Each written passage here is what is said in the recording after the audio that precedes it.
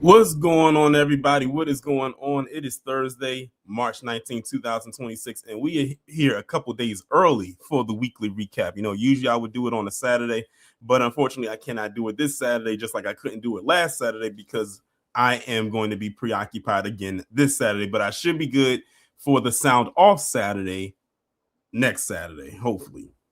And if not, we'll just do it on the closest day available to the weekend. And I couldn't do it tomorrow because I'm unavailable tomorrow as well. But with that being said, if you are here in the chat right now, I'm glad that you are here. Shout out to all the members, all the mods, everybody in the Discord, everybody over on Patreon.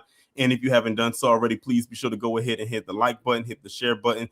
Make sure also, if you are subscribed to the channel, to make sure that bell is clicked so you can be notified whenever I upload a new video or go live, or simply join the Discord and you will be notified in there. We have a couple of things to discuss today. It actually isn't that much to discuss, to be honest with you. So we should be able to get through this probably within the hour, hopefully. But before we get into all of that, let me acknowledge those who are here so far in the chat. We got Hurricane Nisi, we got Raging Woody, we had Wallow J, 111 Cinco, Andrea Jones, Firebat, Dimpleface, FBA Queen, DSM Sinister, Don P, Kyron Golston, Brian Mason, and Joseph Washington. Miss Nisi said 10 more days before her 62nd birthday. So that's what, the 29th? I don't know if I'm going to do a song this year. But it's crazy because, ironically, the reason why I'm not doing a live this upcoming Saturday is because my dad's birthday is on Saturday. So that's why I had to do the weekly recap today. So shout out to everybody that is in the chat so far. Oh, before I get started, did y'all like that I did the video for those who were awake early this morning? Did y'all like that I dropped the video as early as I did, or do y'all prefer it to be like where it was, which was like 11, 12, or do y'all prefer like an evening video? Maybe I should put that up as a poll. Do y'all like the video early in the morning? Like, because I'm testing it out to see, because I dropped the video at 8:30, but usually I drop it in the mid-morning or like early afternoon, or do you like the later time? Because I know 8:30 might be too early for some people, because I know I have some people that subscribe to me who are living on the West Coast, and that is 5:30 for y'all. Ms. Nisi said 11. Denverface said I was awake and it was all good. I always do morning videos. I didn't expect it to be that early this morning, though, but I was here. And shout out to everybody that's wishing my dad a happy birthday, even though it is on Saturday. But I will be sure to send him the wishes his way this Saturday. What's going on, Dewani?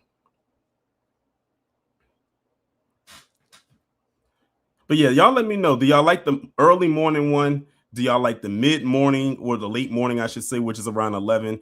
Or do y'all prefer like the evening? Like, when I say evening, I'm not talking around this time. I'm talking about like around 4-ish.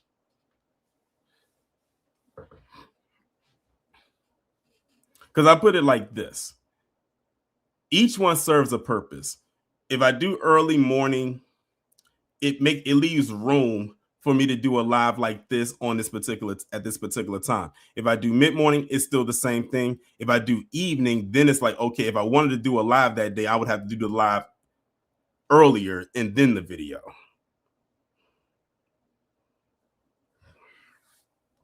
You know what I'm gonna do? Like I said, I'm gonna probably put it into a poll. And put it on the community tab, and then I'll just let y'all decide. What time do y'all prefer the video to drop? Do y'all like early morning? And I'll put a time, like, say between 8 and 10, or 8 and 9, or something like that. Or do y'all prefer like mid-morning, which is like 10, 11, early afternoon, which would be from like 12 to say 4? Or do y'all like evening, which would be considered like 6 to 8? I actually need to write that down because I know that I'm going to forget as we get into this live because we have some interesting things to discuss. As a matter of fact, all the topics that we're going to be talking about today are literally all the topics. Like there's nothing surprising that's going to pop up that I'm going to talk about every time. I was able to fit every topic into that title.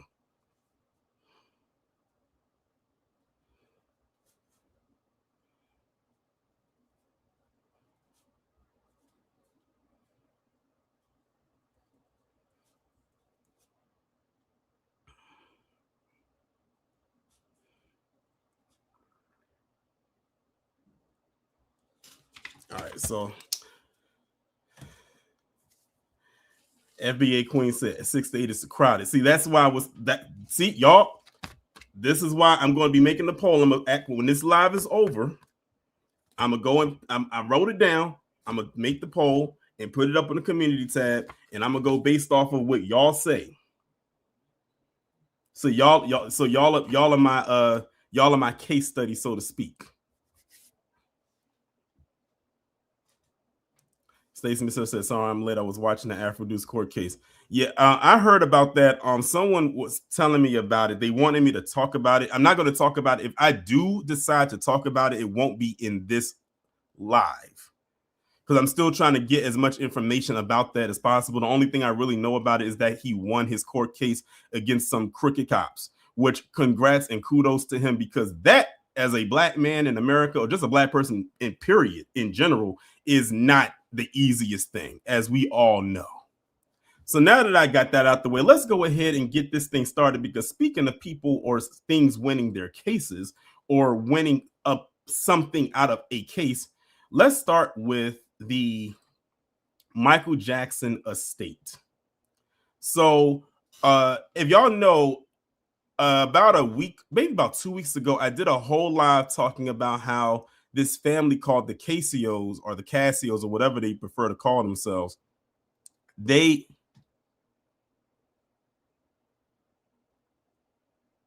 Wally, you said something's wrong with the sound? Are you sure? Okay, I'm about to say, because I can see the levels moving. I'm about to say, refresh your page. Michael Jackson's estate, they said they won a legal battle to have this child trafficking case moved to a private setting. Because that Casio family, let's be honest here, and I talked about this a couple weeks ago, they are only out here for money. Well, Andre, I didn't want to call y'all lab rats. Like, I feel like that's so. I don't want to call another human being a lab rat. I mean, if I'm gonna call something a lab rat, let it preferably be a rat. And y'all are not rats. So, like I said, y'all are my case study. I think that's more professional, I would say. So let's see what they're talking about from here. It says Michael Jackson's estate has been granted a motion to enter into arbitration after Frank Casio and his siblings sued the late pop singer for child X trafficking. In a statement shared with People on Wednesday, March 4th, attorney Marty Singer, who represents the Jackson estate, said that the court found that there is a valid binding arbitration provision and rejected Frank and his 4 siblings' argument that the agreement was unconscionable. Per the March 4th ruling obtained, People in filed by the Superior Court of Los Angeles, Frank claimed he faced immense pressure to sign a settlement agreement with Jackson's estate from his own family, but was able to negotiate a larger payment, which negotiated his argument that it was unconscionable. They know that they have no case here. They know that they don't. They are out here for money. And remember when I did the live, it broke down that they were looking for a 9-figure sum. Like, I mean, they're telling you right to your face that they're only out there for money. MJ said, I don't think this will ever go away. You're right about that because here's the thing. This can go away. This particular case can go away, but guess what? Right on the horizon is going to be another one. They've been trying to come at Michael Jackson for years, even before he died. And we knew they were going to come even harder after he died because they figured, hey, well, the man's gone now. He can't defend himself, so let's really go for it now. I'm like, y'all must not be familiar with his estate. His estate is very strong as long as the people who are running it are the right people in charge, which to me seems like it is. It says, for decades, Frank and his siblings consistently and repeatedly insisted that Michael Jackson never harmed them or anyone else. That includes their statements lauding Michael in a nationally televised interview with Oprah Winfrey, the Mammy Supreme herself, which directly contradicts what they are claiming now. Singer said in a statement. He added the MJC parties filed their pending arbitration for civil extortion and related claims against Frank after the Casios, through multiple attorneys, threatened that unless they were paid $213 million, they would go public with accusations against Michael that were completely contrary to their profuse prior statements defending him. So there it is. Remember, before they mentioned that there was a nine-figure sum, but they never told you how much it was. Well, they just revealed right here that if you don't pay us $213 million, we would go public with these accusations. So really, again, this is nothing more than extortion, which, as we all know, is illegal. But that ain't gonna stop a greedy person. In a statement shared with People, the KCO family's attorney Howard King said that the only matter moving to arbitration is the estate's groundless claims against Frank KCO that he attempted to extort the estate. Given that Frank was already participating in an arbitration, the decision was not noteworthy. The decision does not affect the federal court action brought against the Jackson companies by the other four KCO children. Because remember, it was initially only one person, but then they found a way to drag their siblings into it. And they just said, oh, well, by the way, Michael allegedly did this and this. In a complaint filed on February 27th and obtained by People, Frank KCO's siblings, Edward, Dominic, Marie Nicole, and Aldo KCO, alleged that Jackson, who died in 2009 at the age of 50, groomed and brainwashed them when they were minors using his wealth, celebrity status, and network of employees and advisors. The KCO siblings claimed in a suit that Jackson met them through their father, who worked at a luxury hotel the late pop star visited multiple times. The family alleged that Jackson gained the family's trust with gifts, affection, and attention, and claimed he allegedly isolated them from many adults and gave them drugs and alcohol, exposed them to adult entertainment, I'll put it like that, and individually abuse them. This doesn't even sound like something that's in Michael Jackson's character. It goes on and on. It's a very lengthy article, but for the sake of time, I'm going to post the link in the chat. If anyone, and I will not hold you if you choose not to read it, because it's nothing but a bunch of BS. We know that this family is out for money, just like all the other accusers, like what's his name, James Safechuck and Wade Robson. All of them are out there looking for money. Dimple faces again. Where were their parents during this time? Probably somewhere behind the scenes pulling the strings. I wouldn't be surprised if it was their family that put them up to it. And I'm gonna tell you this right now. We all know that Michael biopic is going to most likely be split into two parts. This is the part that the second part is going to be the part that's going to frustrate me, because it's going to cover stuff like this. It's going to frustrate the hell out of me, much like I'm sure it's going to be with everyone else who's going to watch it, which I'm sure is vastly majority of everyone in this chat.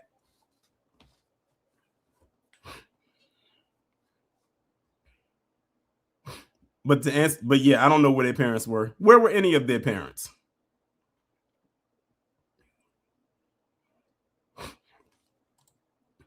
Now, as for the next story, I'm gonna ask y'all a question. The next one is going to be, this next part is going to be about Jack Harlow. Now I got to ask a question. Do y'all want me to go over the video first or the article first? Because there's a video and an article, but the video talks about one thing and the article talks about something else. It's an extension of the video. So do y'all want the video first or the article first?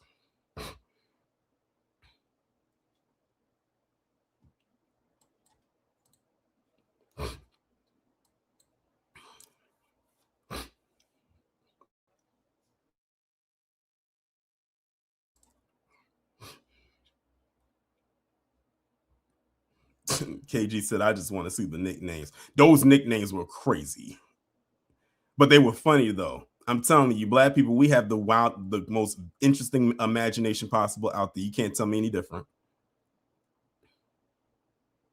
No, Miss Nisi, I cannot skip it altogether because it's absolutely ridiculous. I have to call this nonsense out.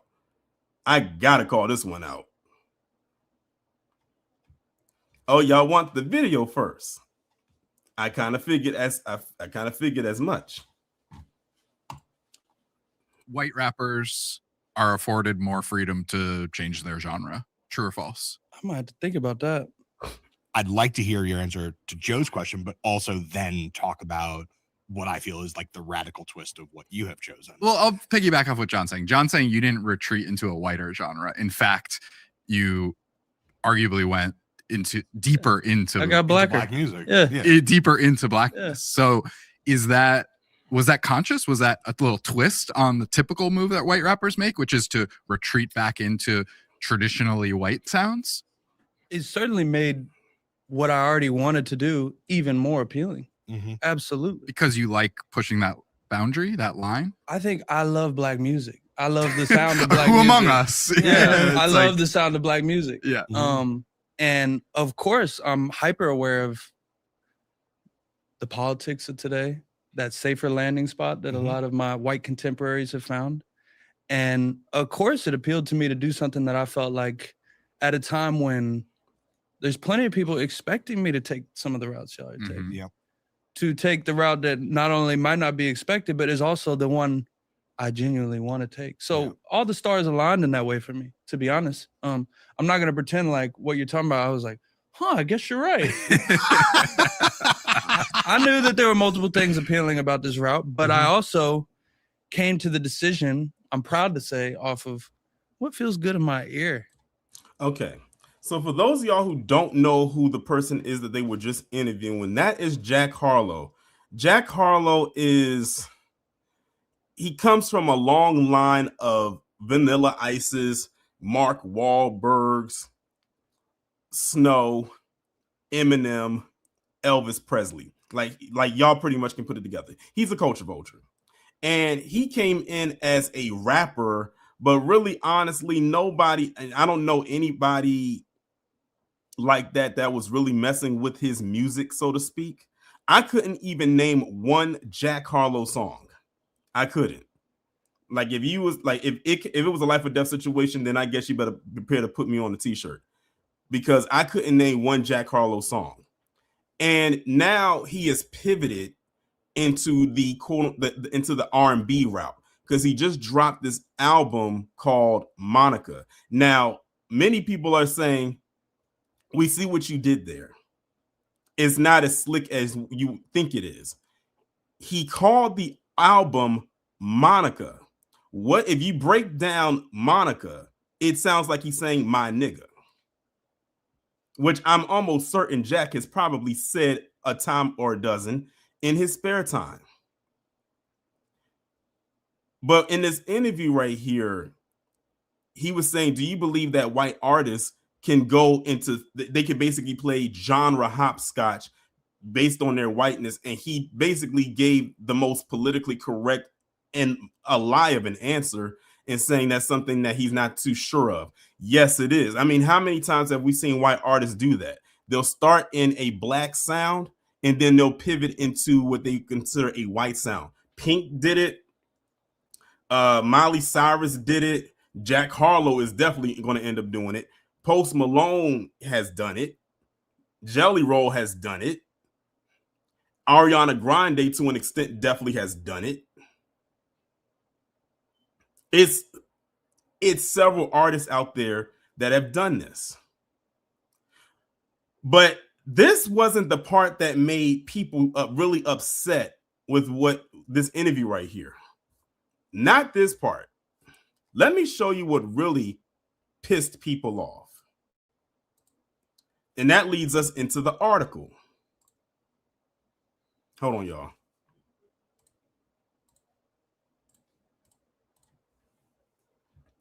Look at this right here.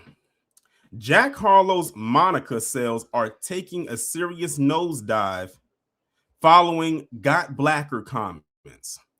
Yes, Jack Harlow actually said that him making this so-called R&B album, which from what I've heard is trash for those who have listened to it or indulged, he said him making this R&B album made him feel blacker. I can honestly say, with all the culture vultures that we have dealt with over the years, I have never heard someone actually say that out of their mouth. You making an R&B album made you feel blacker. Let's go into this. Jack Harlow got himself into some trouble after saying he got blacker, and now his new album Monica is feeling the consequences. Honestly, I don't think it would have sold even if he didn't say it. Jack Harlow has been embroiled in some controversy as of late, thanks to his comments made on the New York Times music show Popcast. During this interview, he said that he got blacker with his new album, Monica. This new project is in the R&B and neo soul lane. All I know is this album bet not get not one daggone Grammy nomination. Although fans don't feel as though he has the chops for these genres, meanwhile, his got blacker comments came across as tone deaf. At the end of the day, no one wants to hear a white rapper say something like that. In the midst of this controversy, the album has been getting dragged through the mud on social media. Furthermore, reviewers like Anthony Fantano and publications like Pitchfork have given the album some pretty brutal ratings. With that in mind, fans have been curious what the first week's numbers would look like. After all, poorly rated albums have gone on to have commercial success. Unfortunately for Harlow, that is not going to be the case here. Instead, the artist is on track for a rough debut. So these are the first week sales, y'all. They said Jack Harlow's Monica is currently projected to debut outside of the top 20 on the Billboard 200. And look at this, y'all, 26,500 first week sales. That is a flop in every sense of the word. That is a huge flop. According to Kirko, the album is set to debut outside of the Billboard 200's top 20. For an artist of Harlow's size, this is a stunning development. As for the sales figures, it appears as though Harlow will hover around 25,000 units. Considering he sold 113,000 with Come Home, The Kids Miss You, Harlow is on a steep decline. The album sound just did not appeal to his hardcore fans. This is not what they listened to him for. Meanwhile, others felt alienated by his comments leading up to the release of the album. For these two reasons, Harlow is finding himself at a crossroads. So now, basically, he's going to now, after this has flopped, he's going to tiptoe into another genre. He's basically an artist with no lane. Of course, this isn't exactly the end of Harlow's career. There is still time for a comeback, although I don't think it. I think that ship has sailed and sunk. He could apologize for his comments, which we know he won't do, and if he does, we don't have to accept it, and return with an album that appeals to those core fans. For now, however, he will simply have to stew on this and considering where things went wrong. I feel absolutely nothing for him. I'll never forget that image where it was, some of y'all may remember it. It was he was at some kind of event and it was some black men that was carrying him over the threshold or something so he wouldn't get his shoes dirty. I will never forget that. It happened a couple years ago. I think I talked about it. But it's the fact that he said that making this album made him feel blacker. What?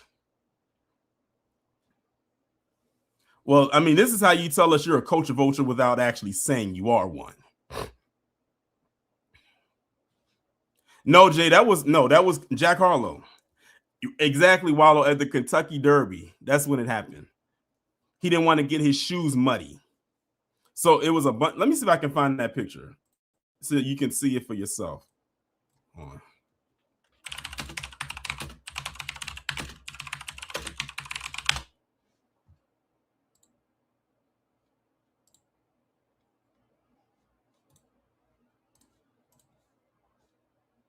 Here it is right here. There's the picture right there. There's two black men right there carrying him over the dirt so he wouldn't get his shoes dirty.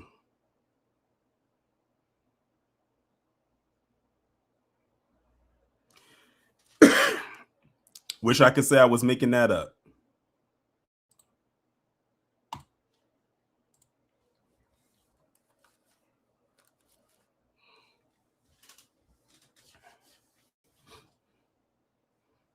Stacey said probably a tether carrying him. Tether or not, very off code, I'll tell you that much. So yeah, congratulations to Jack Harlow for flopping. I can't say that I'm surprised.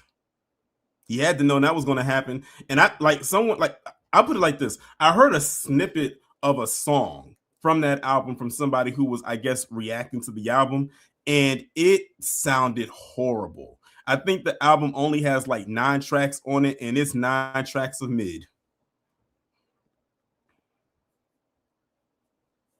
So that's Jack Harlow. But now we got to talk about something that is also very disturbing, and it's a reason why I'm talking about this. I think Lisa Cabrera actually did a live about this earlier. I was always going to talk about it, but kudos to her because she did talk about this. And we got to talk about EJ Johnson. Magic, come get your son. Come get your kid. Because he sat down and he did this interview and he said something that reminds me of something that I warned Black women about years ago. If y'all were following me on my original channel, I had made a video talking about this very subject. And I said, consider this your warning. But I'm going to go ahead now and I'm going to play the clip and listen to what EJ Johnson says as it pertains to who he chooses to date or go after and who he feels he looks better than. Lines on your spinoff was, you know, you and your sister liking the same guy. Honestly, that is ultimately what got the show picked up. But also, you know, in terms of the gender and sexualities and stuff like that, it was very important because that happens. You know, you can, I don't attract gay men, and I'm not attracted to gay men. Like, it's just not a thing. Tell me more about that. You know, it's just, I think like if you ask any of the girls, like they'll tell you the same. And I think they're just labels. You know, that's what, like, I don't care what, you know, like I'm dating someone, I'm like, I don't care what you identify as or what you call yourself, as long as you're happy being who you are. But no, but to be honest, it's like, that's why I don't really I don't go to gay clubs. I don't go to, you know, gay things, because it's like the men that I attract are not there. And also like, they're like, you know, they kind of like wave you off. You're just like, oh, that, you know, hey girl, like, you know, it's not, you're not in here like the rest of us are. You know, it's just, it's always, but it's, I never really understood it until now, because before when I would go and I just was like, there's something about this room. It's like, it's almost like they don't want me here. Like I'm not really in it here because I'm not presenting as a man. I'm not presenting in that way. And to be clear, the gay community room. Yeah. Of your own community. Yeah. But it's not like a shameful thing or just like, oh, they're mean to me. But it's like, these are not my men in terms of attraction. Now, if I'm just going to have a kiki, sure. But like, these are not the men that are interested in me in that capacity. I do that when I go to the straight rooms. So.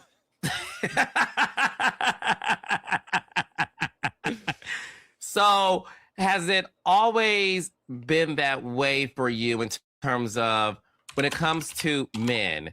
Has it always been what some people consider the straight guy always being the one that would approach you? Or somebody who, yeah, or has been intimate and dating, you know, women for most of their life, or like up until then, for sure. Absolutely. It has always been that way, but now it's like even more so now that I definitely present in more of a feminine way. Because so you got that part right there. Let me just say this. EJ Johnson, if you are going out there and say that you are going out there to hook up with quote unquote straight men, I have a news flash for you. Those men ain't straight. That's why when people was looking at, they was like, wait, what? What in the world is he like? What is he talking about? You said you don't go after men in your community. You go after straight men. No, you're going, no, what you're really going after is you're going on men on the DL. That's what that is. That's what that is. But there was another part to this that had the women pissed off. So let me see if I can find. It's because this is actually what Lisa was talking about, not the part that I just played for you, because I thought that part was going to be in there, but I guess they split it up. But I want to go over the part that Lisa Cabrera was talking about. I'm trying to see if I can find. I might have to go on TikTok for this one.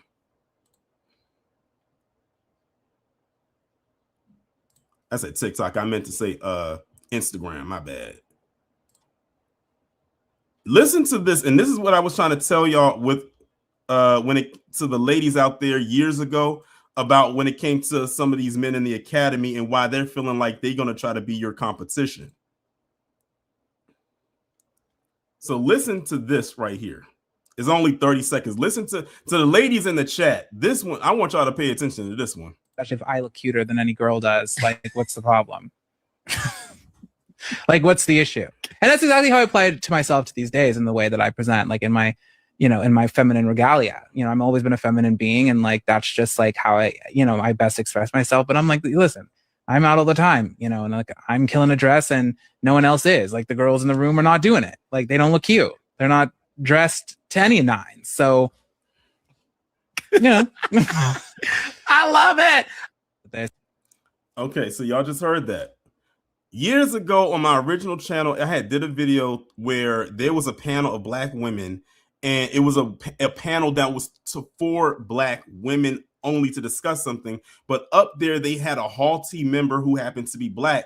And I'm sitting there saying to myself, Black women, y'all better be careful about letting certain people into your spaces that is supposed to be for you. Y'all don't want men speaking on your stuff, but you'll let a person who was biologically born a man come and sit on your panel and talk about women's issues. Here you have EJ Johnson, who looks like they're stuck somewhere in neutral, who's out there saying that they out there looking better than the women when they go out to these clubs or to these events, and that they're the best looking one in the room, and the women in there can't compete or don't stack up. EJ Johnson, even in the dark with the lights turned off, the women will still be better than you. And someone had asked, why does he talk like a Valley girl and everything like that? I think it's pretty obvious who his circle is, or like who he surrounds himself around. But this is why I was telling women, especially Black women, be very careful when it came to that academy, because at the end of the day, while many of them may be transitioning, or someone like an EJ Johnson, at the end of the day, on a molecular level, they still have that XY chromosome, and they're still going to have the mannerisms like a male, even if they decide to switch it up and try to act like that of a woman. Mentally, their manhood, the acting like a man mentally is still there. It'll come out every now and then. But I know the ladies in my chat, they don't have to worry about a person like a EJ Johnson. Exactly. Biology, Jada informant, biology will always win. So let's move on from that. I just wanted to bring that up. Let's move on now to Teyana Taylor. So as we all know, the Oscars was this past Sunday. She was in that movie, One Battle After Another. I'm not here to talk about her role in that movie. You either liked it or you loathed it. But I want to talk about this incident that happened with her and a security guard at the event, where the security personnel allegedly pushed her, and she basically checked this person. But for some odd reason, there are some online who were claiming that Teyana was doing way too much. So let's go ahead and check this out. You're a man putting your hands on the female. Go backstage. Go over a little bit. Because he's putting his hands on the female. What are you doing? He literally shoved me. He put it in her. He was in there shoving her. He just said us on the stage. Shove us for what? Everybody's still happy. Everybody's happy. But you need to shove it. That's a different story. He can say no and get it. You need to shove it. That's a different story. Do not touch me. Do not shove me. All right, so that's the clip right there. So this was apparently after the push happened. Now, there was some people online that were claiming that throughout the night at the event that Teyana was doing too much. Like she was like when she was cheering for the other people, like she was very overly excited. When the director had won Best Picture, she had put him in this aggressive type of headlock type of thing. Then, of course, this happened after the event was over. And a lot of people were saying that she was just doing entirely too much. And then I kept thinking about how it's interesting how when Black people are excited or in the moment, we're always deemed as doing too much. But when our PC counterparts are doing too much or seemingly will be seen as doing too much, oh, they're just having a good time. And one example I always use is Taylor Swift. Don't believe me? Go look and see how Taylor be acting at the past few Grammys, because at the Grammys, the way that they have it set up now, they have tables. They're like round tables. And on those tables, they bring out drinks, alcoholic beverages. And every time Taylor is in the mood and she hears a song that she likes or someone that she's a fan of, she up there with the drink in one hand and her offbeat two-step in the other. Sometimes she might take off her shoes and she be out there having a good time. And nobody criticizes Taylor Swift for saying that she's doing too much, because the people understand she's just out there having fun. And besides, it's not like she's being all over the place and everything like that, falling over pissy drunk. But they make sure that whenever she's up there doing whatever she's doing with the drink in her hand, they put that camera on her, but no one ever says she's doing too much. But a person like Teyana Taylor, now she's doing too much. But that goes back to the thing. And remember, I think I did a deep dive about this a while ago, where it's written in the fine print that Black people are not allowed to have fun. When they see us having fun or being excited, especially if we're amongst each other, that's seen as, oh my God, we got to keep an eye on them Negroes. They're having too much fun. Reminds you of that Boondocks episode. Did I catch you out there having fun? Smack.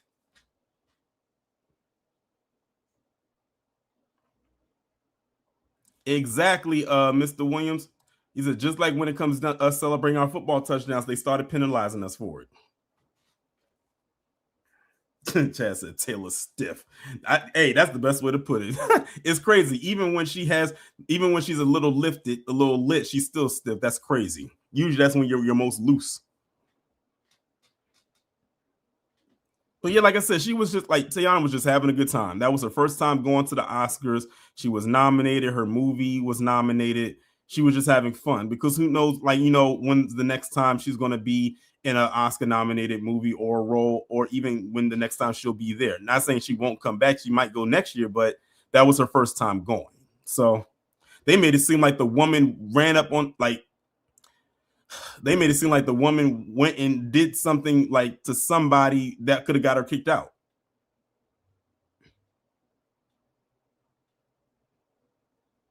So that's all it is. I mean, if you're going to call it out on one side, call it out on the other. And of course, the tap dancers had something to say about it.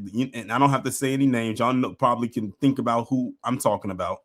They had something to say about it, of course, because they are the co-colonizing cohort. So I just wanted to talk about that. But let me talk about something that is very ridiculous. And that is these Trump shoes, y'all. In case y'all don't know, Trump, man, to be a fly on the wall in any type of any wall within that administration would be a laugh for me.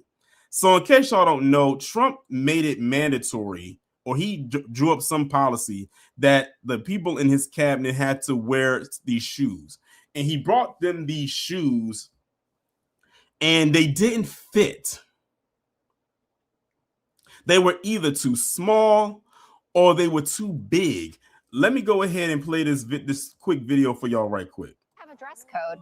According to the Wall Street Journal, President Trump is obsessed with gifting his staff these $145 floor shop.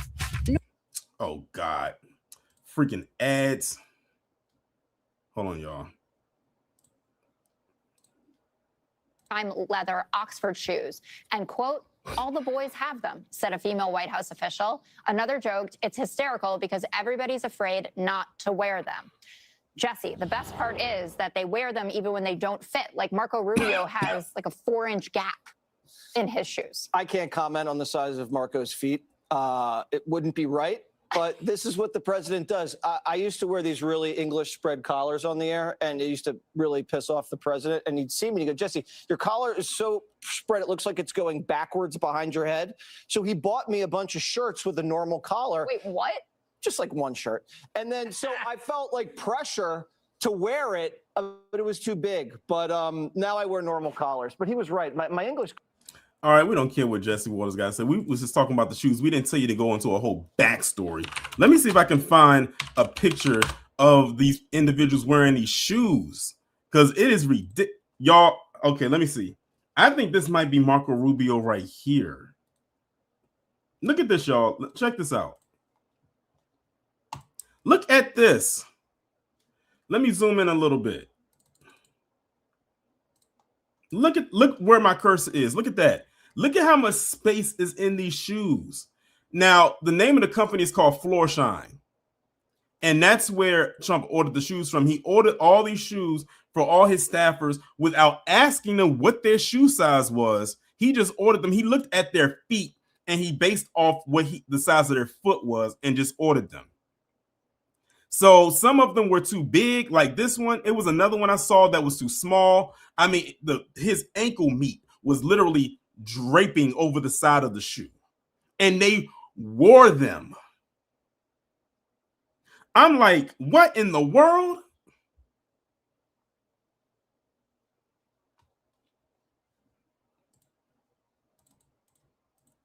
I said, y'all are some clowns, literally wearing clown shoes.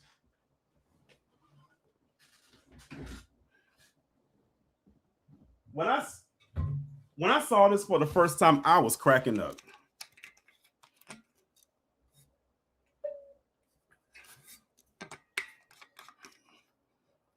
But you want to know what it is, though? Trump does these things as like almost like a humiliation thing to see if the people will actually go along with it. And the thing about it is that they actually do.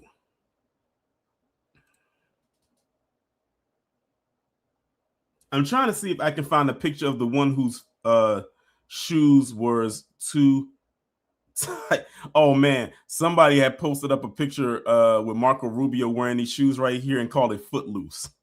I like that. Okay, here's another picture, y'all. Look at this. Look at this.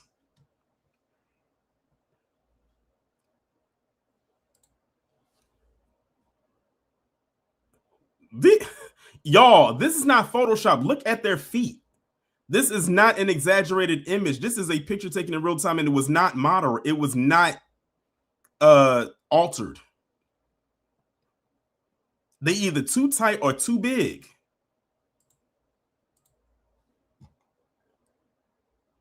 They can have at it for all I care. I'm glad I'm not a part of that admin. Straight up clownery. All right, y'all. Let me move on to the next one. We got to talk about off-coach Charlemagne and this discussion that he had with Andrew Schulz. Let me tell you right now, Andrew Schulz is probably the main reason why I am not going to entertain that Street Fighter movie at the end of the year. But Charlemagne made a joke about Michael B. Jordan after he won his Oscar, basically trying to say that the only reason it happened was because of what happened at the BAFTAs. But so let's go ahead and see what they're talking about. Timothy Chalamet yes, hasn't had a good Oscar campaign. Now, the best thing that happened to Michael B. Jordan, the best thing that happened to Sinners, was hiring that guy to say nigga at the Baptist. Charlemagne and Schulz joked about Michael B. Jordan staging a racial slur incident at the British Academy of Film and Television Arts to help his movie win an Oscar. Because now the Oscar's like, man, if we don't give it to him. You see what I'm saying? He changed the tide. You get the guy. The momentum was going with Timmy. It was going with Timmy. You get the plant to go there to Tourette's joint. And that's why they probably left it in the edit, even though they cut out the other stuff. You see what I'm saying? Yells out, nigga. Oscar. You go take that little BAFTA. Ooh. Whoever got the BAFTA. Michael. No. He didn't win the BAFTA. Michael won the SAG, which increased his chances of winning the Oscar. What's your thought on this? Of course, after all of that happened, he tried to make it seem like it was a joke. Joke or not, that was very despicable on his part, because it's going into this narrative that Michael B. Jordan did not earn his Oscar, when we all know he did. We all saw the performance. We all know he did. Exactly. That's like you to Zoo Tours. Exactly. They were all the people over at the Academy were already in the voting process when the BAFTAs was going on. Same thing with SAG. They were already in the voting process. For all we know, he already had it in the bag. So what are they talking about? And see, the Breakfast Club is about to go in the toilet with this Netflix deal that they got. See, on paper, it looked good. But in all actuality, that Netflix deal that the Breakfast Club just signed, that's not going to work. I can already tell that is going to go away into fade into obscurity. And you know what? Hey, I'm all for it. I used to listen to the Breakfast Club. I had the iHeartRadio app because that was the only way I could listen to it years ago, over a decade ago, when it was actually worth listening to. Now I couldn't even, you could pay me in dust to watch or listen to that crap. But also remember this, y'all. Charlemagne is a product of Wendy Williams. Before he got on the Breakfast Club, when Wendy Williams used to have her radio show, he was her co-host. And then when they broke apart and she went into doing her show, that's when he went to the Breakfast Club.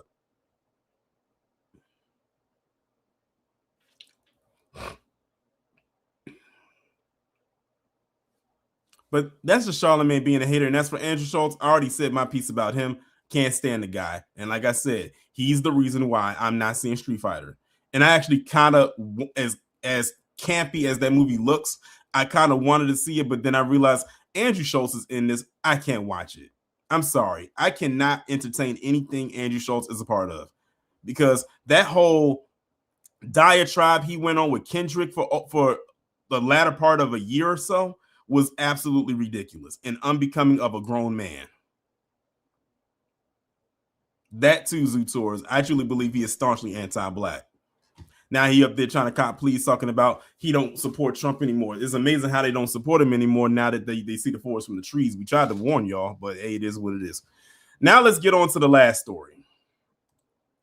So speaking of people that can't keep our names out of their mouths, you know that they had another incident where there was a group chat where they were talking greasy about black people with threats and what they want us, what they want to happen to us. That happened a couple months ago. Well, now it's happened again, and it involves this person named Ian Valdes. Look at that, Valdes. So much for that so-called black and brown unity coalition, whatever you want to call it.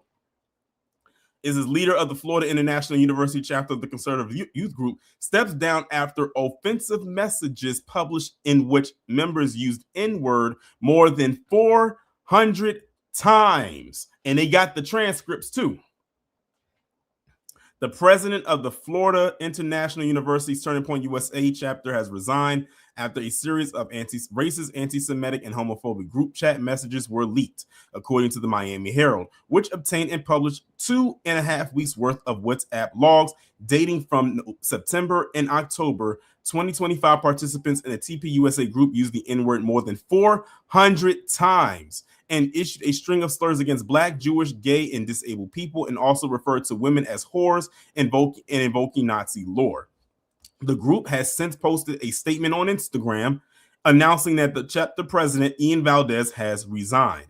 The Turning Point USA chapter at Florida International University has been made aware of the recent incident involving the chapter leadership, the organization said. That's why whenever they be telling people that they are such a Christian group and that they have love for everybody, I said that is a load of crap.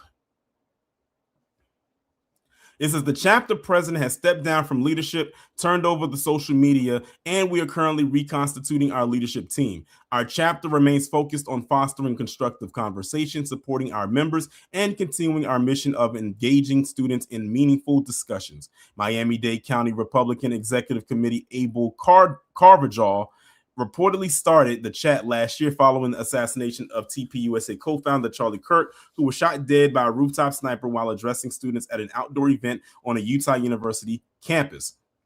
Carvajal has not stepped down over his own messages in the chat, but his organization's chair, Kevin Cooper, said a majority of the party's board had voted to request his resignation last week, which basically says he does not believe that he did anything wrong. Tom said he's clicked in with that Christopher Rufo clown. Oh, that says a lot. Anyone's clicked in with him, they are definitely anti-black. He's the one that runs the Manhattan Institute, for those who don't know. Professor Black Truth Talk brought his name up often. It's been a while since he brought his name up, but he used to bring up his name quite often. Florida State Representative and former Miami-Dade County GOP Chair Alex Rizzo told the Herald that a full party meeting and vote on Carvajal's position will take place immediately. Another Republican state representative, Juan Porras, has issued a condemnation of the secretary and called for him to go, as have GOP state senators Alex Calatayud, Ileana Garcia, and Ana Maria Rodriguez. So I just want y'all to see this. All these names that's attached to this group chat are so-called brown brothers and sisters. I said so-called, y'all. We put in air quotes. We know it ain't true. That's why I said there is no black and brown coalition. They were in this chat and they used that word 400 times that they know of. This reminds me of when Elon bought Twitter and they said the usage of the N-word went up like 500%. They cannot wait to say that word. They are obsessed with that word.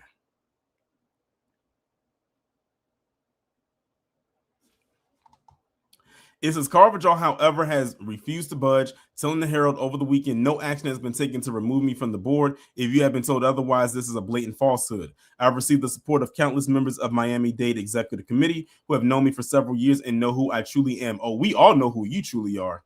The same university's TPUSA chapter previously caused an uproar in 2018 when the Miami New Times published logs from an earlier chat that found its members joking about violations.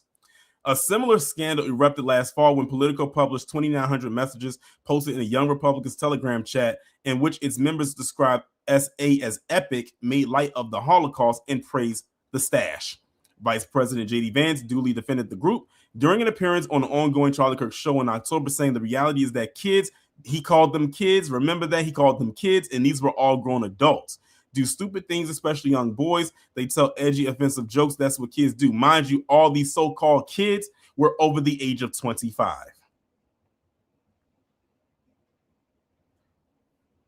He says, I really don't want us to grow up in a country where a kid telling a stupid joke, telling a very offensive, stupid joke is caused to ruin their lives. This is J.D. Vance, your current sitting vice president, was sitting up there defending these very anti-black and very disturbed in the brain people, calling them kids, and said it multiple times. This reminds me of the swimmer Ryan Lochte when you had Bush's grandson up there talking about, boys will be boys or whatever that nonsense he said. They only do that when it comes to people who are white. Because, they got to save their careers. They have to spare the rod, spoil the child, so to speak. But then they want to sit up there and say white privilege isn't a thing. If you say so. That was the last story, y'all. Let's go ahead and do the fun thing. Let me go ahead and drop the link in the chat.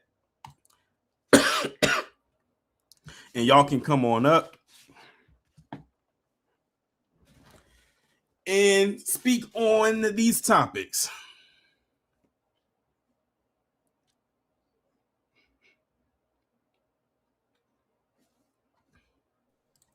Wallow, what's going on?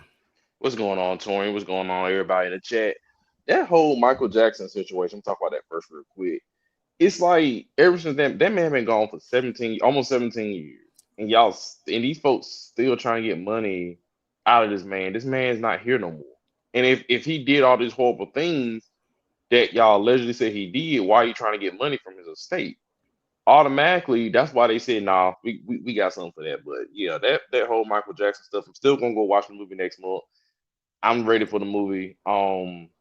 Jack Harlow, let me tell you something, boy. You ain't black or you're just white, dude.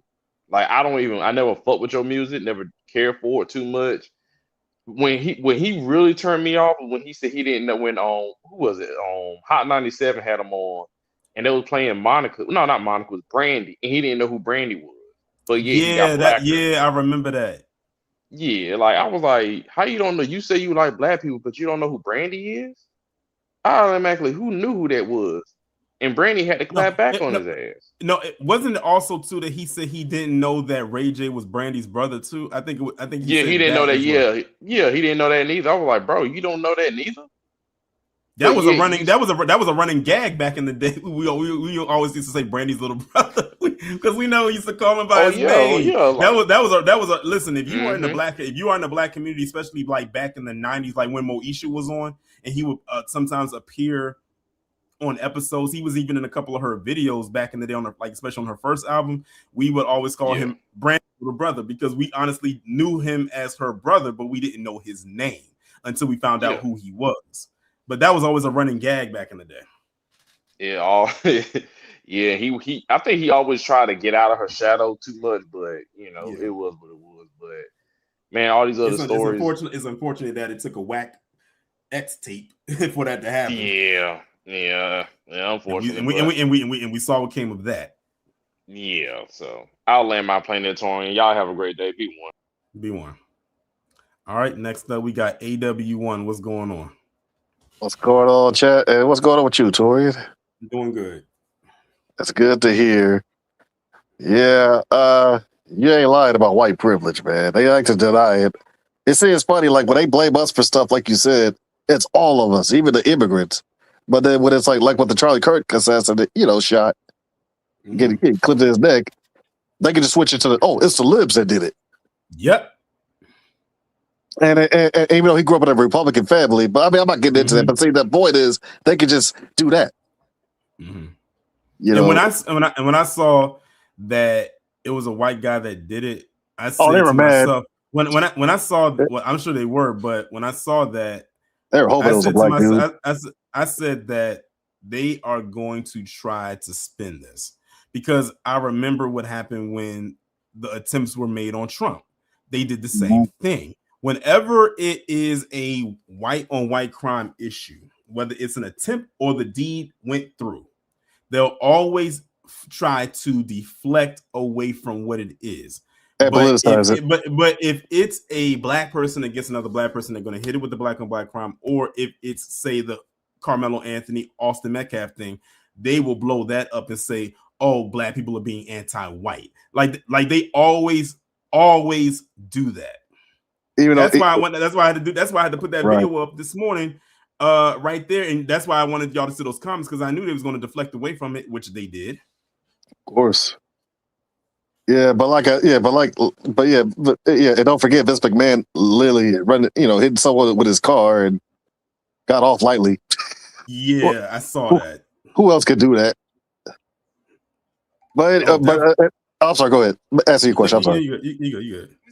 Okay, but to Michael Jackson thing, it's like I said, like get a life, you get a job, you want money, go out there, go get like the rest of us. Golly, leave this man alone. All right, boy, Tori, you stay woke and be one, man. Be one. All right, shout out to AW1. All right, we about to bring up what might end up being the last person because they wanted to go last. Heed my command and reclaim these relics of hatred. Miss Nisi, what's going on? Good evening, Torian and family in the chat. I enjoyed your weekly recap, but that ain't what I want to discuss, Boo Boo.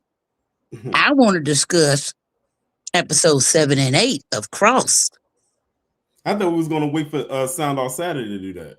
Well, with you and your up in the air weekends, I want to get in now while my memory, hold in my memory. I'll make it quick. Okay, you good. 7, to find out that Lucy's aunt was behind setting up her mother. I did not see that coming. I did not see that coming. That blew me away. And then, what else out of 7? That was the main one. Episode 8, I knew Kayla was foul, but come to find out that Mastermind, aka Maggie, was behind, and it was all a test.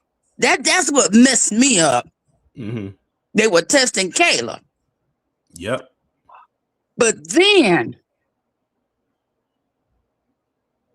Cross, when Luce sent the thumb drive to Cross, and he went to go see the senator, and I didn't even see him give that thumb drive. I thought he gave it to Kayla at first. I had to go back and rewind and watch it again. But I'm glad that senator did the right thing and humiliated Lance. Yeah, he withdrew his support and he had the thumb drive in and he played it. And also remember when Lance was getting ready to have that ceremony or whatever it was, and I'm like, that's a mighty big circle right there. And I was like that, and I literally said, that's too big for a grave. Only to find out that all those child laborers that they put down there, all them kids, was literally the grave. And it would just happen to be a whole bunch of kids, skeleton and bones down there when they dug it up. That was awful. But the aha moment for me was that near the end, come to find out Luce survived. Yep, we saw her walking. We saw the tattoo, and so she's. I'm trying to figure out how was she able to survive. I said she must have got some serious lungs to have survived something like that. Well, her aunt got what was coming to her, but I was surprised that Alex quit. You know what? After what they did to him, I said to myself when I was watching the episode, I'm glad that he did, because he cannot trust any of them in there. Like really, like it's like. Would you really go back to a job like that after they tried to like throw you under the bus and then you just blew the whole thing sky high? Literally minutes after your face got plastered saying you got arrested for this, this, and this. And I said, well, now he walked out with two things. One, he left out with his dignity and his pride, but he also left out with leaving them with egg on their face. Yeah. Yeah. And also another thing that I like was when when Kayla went to Elle's house and Elle had that look on her face. Oh, honey, Elle read her ass. Elle had that look on her face like, B, I know you didn't show up to my house looking for what possibly could go back to being her man. Honey, let me tell you, Elle read her ass. Read her from A to Z. I was loving it. Yeah, she gave her that. You know how, and I think black women have mastered the art of what I call that look or that death stare. Like she just kind of gave her that. Yeah, look that death stare without words, like, bitch, I'm on to you. And I'm on to you. Kayla tried to threaten her with saying, I can have you arrested for aiding and abetting, and she was like, I mean, hey, man, I mean, wow. Oh, and I did call it about John's mama. I knew she was full of shit. Oh yeah. Yep, she was. I said she was a terrible mother. You like literally put some other man over your son. And the other man happened to also be not even John's father. But shout out to Nana Mama at the end. Shout out to Nana Mama. She made her give him his father's name. And she got the name and she got the information like his address and everything. So and he said John broke when Nana Mama said your father wants to meet you. That's when John broke. But I never trusted his mom. I said, I don't trust her. And I'm glad they didn't do the cliche thing of making him not want to do it. I'm glad that they did the thing of he wants to actually see, like his dad wants to meet him, and he also wants to mutually meet his dad. Exactly. But his mother manipulated him from day one. Oh, yeah, definitely. And Nana Mama saw it. And that's what the thing is, like Cross and Anamon was trying to tell him, like, you know, hey, this is why we have to we got you, because you don't know your mother like we do. Mm-hmm. And Alex was a little kid when all this happened, so he didn't know. Yeah. And also at the very end, was who was that woman that came and got that boy? The one that was the little boy's sister in Toledo, Ohio. And remember, they were he could have ended up in that ditch right along with them other kids, because that's basically that was a fresh crop of kids they were trafficking to do labor work. So yeah, that was his sister. Yeah, but overall, I must say, season 2, it was better than season 1, and season 1 was good too. Mm-hmm. And they got renewed for season 3. Oh, it did? Yep, they got renewed for season 3. Yay! I think they start filming next month, as a matter of fact.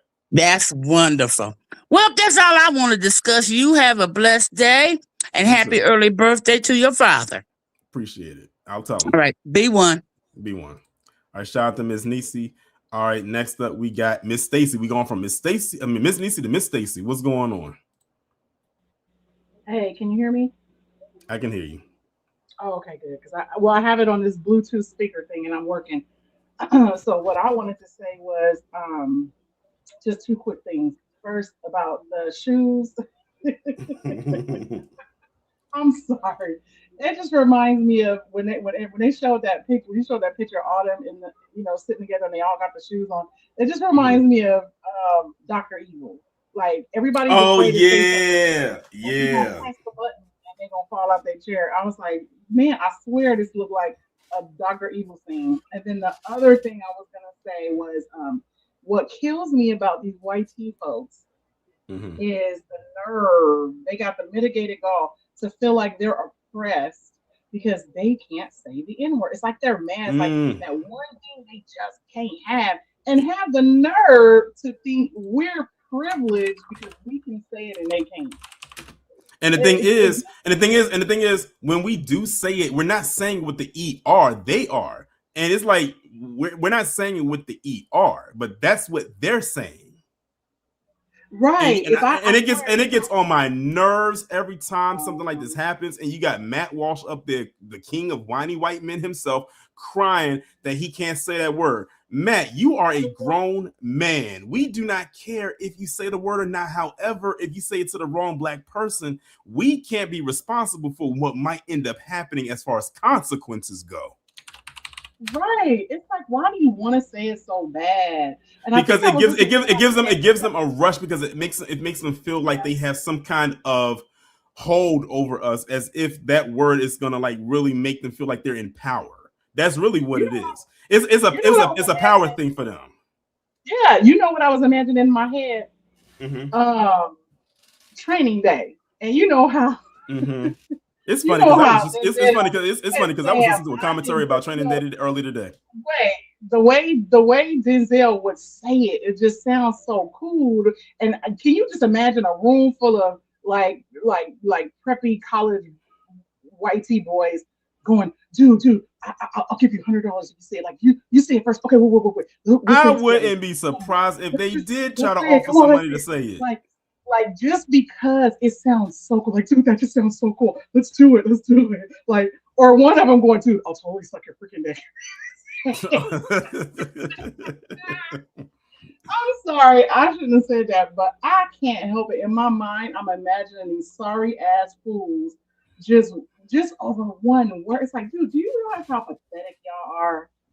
That's like it's a weird, like I said, because they feel like that word is one of the last bastions they have when it's like, it's for them, it's like the piece of the puzzle, the piece of the white supremacy puzzle that is missing to complete it.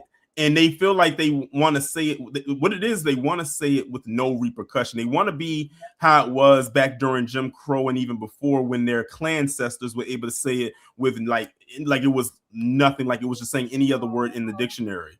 But what they don't like is that Black people took the word, remixed it to what it is now, and they feel like that's something that was taken from them, and they want to take it back, but then have basically try to make us feel bad.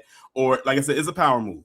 They feel like if they can be able to do it, that's a piece of power that they have taken back. And it's irking, and it is irking them. Like it's making them break out into hives. You know what? It's funny because for us, sometimes it's like, well, it could mean all kinds of different things depending on how you use it. But the fact that it can be a term of endearment, and they're like, dang, I can't get that love. They want that Black love. And it's like, nah, sorry. Okay. Sorry, not sorry. But yeah, I'll go ahead and let you finish the rest of your show. Thank you for letting me speak. Hey, Miss Nancy. Okay, thanks, Soria. All right. Shout out to Miss Stacy. Jonathan, I will let you up, but you look like you're on a run.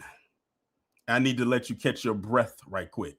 You put in the chat when you're ready, because you ain't gonna be huffing and puffing up on this panel. So I'm gonna bring up the next person. Jago the Rogue, what's going on? What's going on, Tori? What's going on, chat? Yeah, man, all this stuff is crazy, but I'm gonna tell y'all what happened to me 2 days ago. My apartment's here in H-Town. I got a Latino neighbor, stay downstairs, 2 doors down. So we getting together for the morning get together. Man, I didn't know this shit was going on. Like, what you talking about, man? White people getting genocided in Africa. I said, man, what you say? Yeah, man. I said, man, who told you that? South Africans. Yeah. I said, man, who told you that? It's on all the news channels. I said, what news channel? CNN, ABC, CBS? I said, really? I said, do I know how that's possible? Because they got debunked months ago. I said, man, it don't make sense, bro. So I said, I know 150% that's not going on, because I'm in touch with Africans almost every day on YouTube. And plus, the Black news media, they talk about this stuff a lot too. So I'm telling him, then I'm Googling it. He said, you can Google anything. I said, oh, now so Google, so facts don't even matter no more, huh?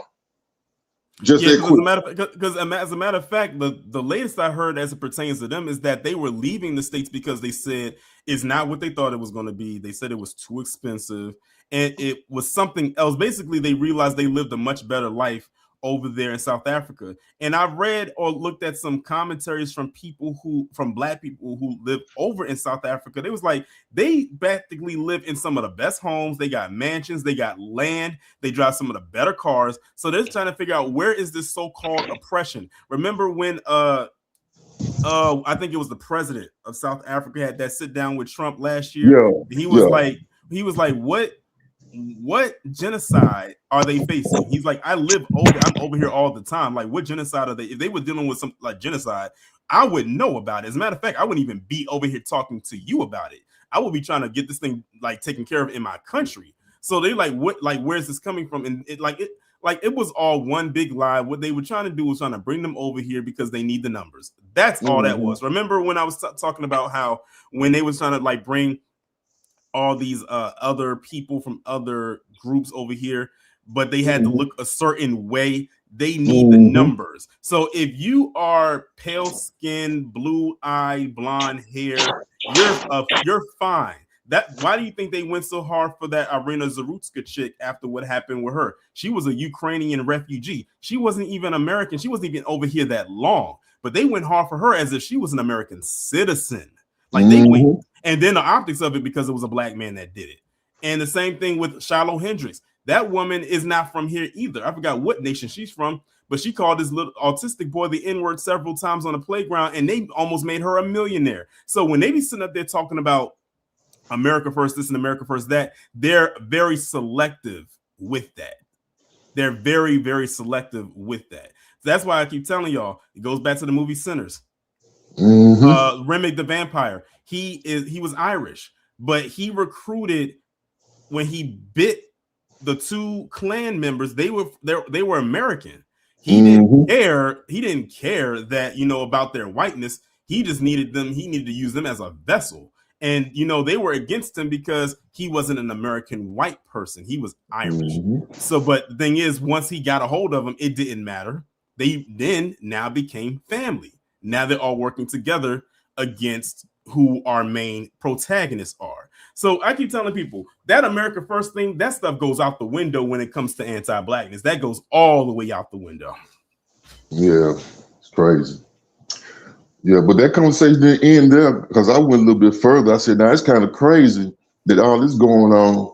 And then I ended with, there's 1,000 some South Africans came over here. I said, bro, it's 1,000 some that went back to my day, because Trump reneged on everything they were supposed to get. They didn't get nothing. And we tell them over there, don't let them over there. Let them sweat for about a month or two before you let them back in. So then I was like, why they don't talk about what's going on with the cartel? I said, that's what I don't even understand it. They can talk about all this other stuff, talk about everywhere. We won't talk about the Iraq that we got over here that's called Mexico. I said, it's not making sense. I said, when I'm starting to think now, the Latino that's over here, they not. It seems like they're voting complicitly with the cartel. So I'm starting to feel like they down with the cartel anyway. I've always said that. I always said that I felt like the establishment, and that's why I call it an establishment, was ran like a business, and not so much as a country. It's crazy. It's crazy. You got too many people. You got Dub S shaking hands with the cartel. You got the modern invaders over there shaking hands with, because they general got murked over there some years ago because he's selling them weapons. You know what I'm saying? It's just too many people who shaking hands with them people. And I told Dude, I said, dang, they ain't got no smoke for the people getting burnt up in their cribs. They just getting burnt up here. They ain't got no smoke for that, huh? But they got smoke for Africa. Man, the look on his face. But that's all I had to say. I'm gonna get off of here. No problem. Thanks for coming up. All right, shout out to Jacob the Rogue. All right, the last person to come up will be Jonathan. What's going on? What's going on, man? Sorry, I had to get the stuff out the way. That's what my trainers be having us to do.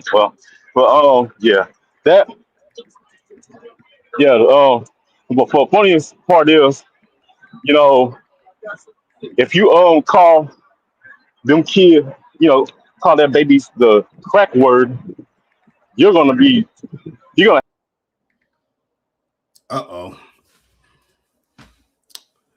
Jonathan fell off. Oh, there he is. Oh, my bad. Yeah, the thing is, it's funny. If they were to say, who would have called their kids like the crack word, us black folks would be getting so much, backlash and heat over it, and they're gonna use that in the sense to call us racist. Well, even though if we say it in retaliation, you know what I'm saying? And I ain't gonna lie, man, those shoes. This is how you know Trump ain't good at what he does. Why are you ordering shoes for people that's, and you're not even asking for the size? Wouldn't you? That would have been the most smartest thing to do is ask someone the size of their feet before you just go ahead and make orders instead of assuming the length of their feet. And he got them, and they all were the same shoes. Like they all came from the same company. He basically said, you cannot wear your shoes that you bought. You're going to wear these shoes because these are the shoes that I wear. And then they all did not fit. They were either too big or they were too small. But they are dumb for actually entertaining it and putting those shoes on. Yeah, that's so crazy, bro. Like that. Like this is why I couldn't work. I wouldn't want to work with nobody like Trump because that's very disrespectful. To like not allow the person to wear their stuff as if what they're wearing isn't American or not doesn't it's not presentable no matter how professional it looks. So it's basically he just said it's all about him. Like everything should be worn, everything should be like based off of him. You know what I'm saying? He already putting us in danger with Iran. Now this. And as for that 400 N words, let me tell you something. That company lucky they didn't run into some very sensitive black folks saying that the N word 400 times because they would have had 400 knuckles all over their faces. And we would saw 400 knots and bruises all over their faces. They getting too comfortable saying that word since the social media. We'll let my plane right here. No, I was agreeing with you. Okay. Well, I'm finna go ahead and and get with it. We about to go up these hills. They're gonna have us running these hills, and it's gonna burn our legs. All right. Be careful out there. I'm gonna see you, man. Be one, man. All right, shout out to Jonathan for coming up, and he was the last one to speak. Shout out to everyone that came up and spoke. Shout out to everyone that came through for the live. Shout out to everyone who could not come to the live, but you are part of the replay gang. I can't wait to hear what y'all got to say down in the comments. Well, I just put the poll up, by the way, the one that I talked about earlier. For those who were still in the chat, I put the poll up. I'm gonna probably let it stay up for maybe about. I might leave it up to 11 or something like that to give enough eyes on it. Make sure y'all go vote on it because I'm going based off of what y'all say. Majority rules at the end of the day. Hopefully there's no ties. Majority, even though I think I know which one is going to win, but make sure y'all go and vote in that poll, and I'll go based off of what y'all say. But anyway, y'all, video coming tomorrow. Like I said, I'll do. Okay, KG, I'm talking about the voting poll. You know what I meant. Video will be coming tomorrow, but I'm gonna do it based off of what the results in the voting poll are on the community tab, and we will go from there. And it's gonna be a very good one. Trust me on that. But anyway, y'all, we about to get up out of here. Y'all enjoy the rest of your evening. Be safe. I would say stay comfortable because it's actually nice today. The weather was really actually pretty decent today. And be one.